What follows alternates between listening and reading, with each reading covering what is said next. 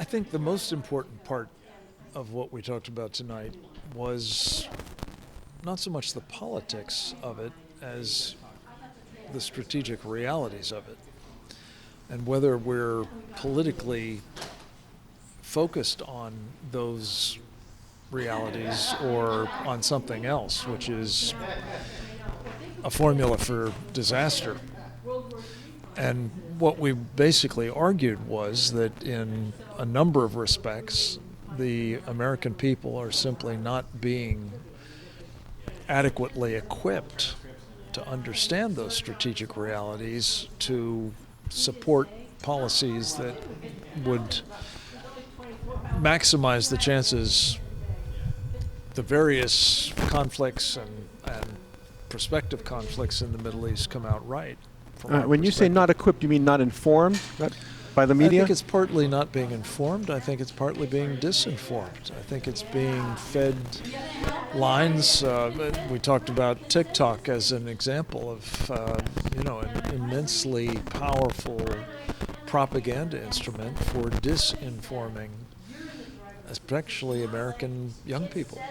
And it's being weaponized for that purpose by the Chinese Communist Party, who are aligned with a lot of the bad actors in the Middle East and seeking very much to both take down Israel and take us down as well. The groups that are demonstrating are the very same groups that demonstrated against George Floyd in 2020. And they've taken on this cause of Palestine. But now it's taken on a new particular a vilifying of Jewish Americans. It's not just systemic racism. Is it too late? Has it already gone? If we were talking about, well, Israel just has to go and do what it has to be done. But every time Israel does something that creates collateral damage with these human shields, is it already too late and Israel be forced to stop?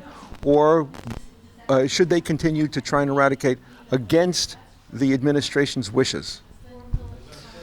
It's not entirely clear what are the administration's wishes.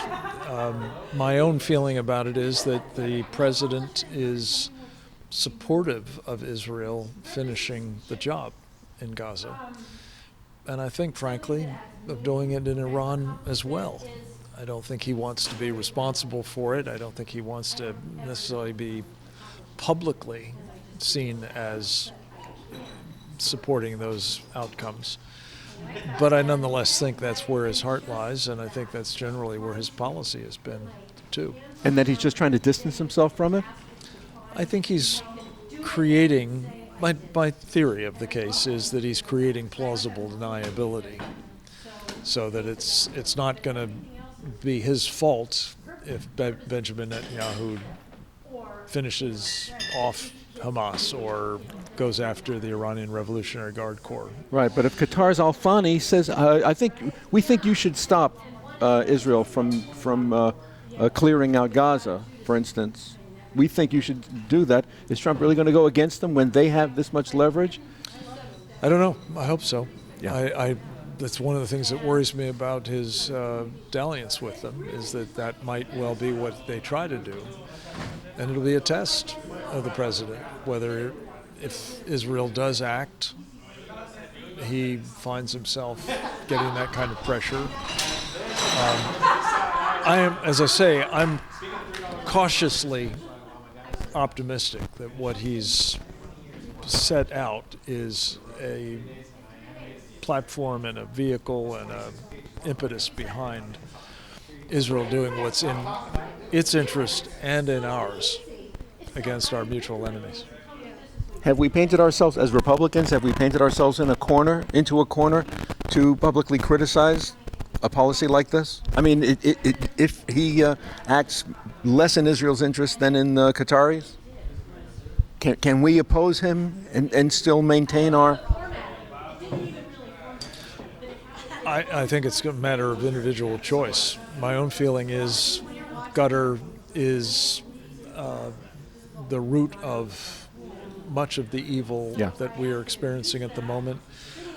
And people who decide that they're going to give them a pass are going to have to live with that. I don't envy them, and I hope they won't.